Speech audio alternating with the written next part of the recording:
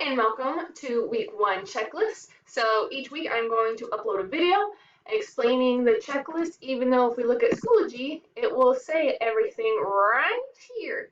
So first thing, you should not even be watching this video technically until you have done the welcome folder and you set up our best friend, the interactive notebook.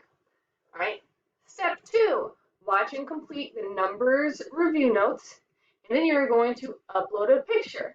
So basically, I need proof that your notebook looks identical to mine.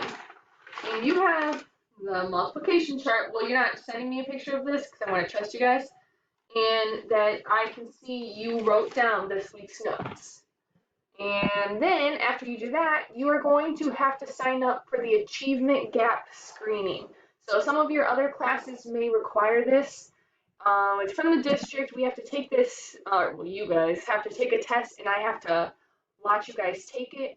Directions are here. They are in Spanish as well. You're going to click here to the Excel sheet. You're going to pick a time to take this test because I have to monitor you guys while you take it. And that, my friends, is all there is for week 1.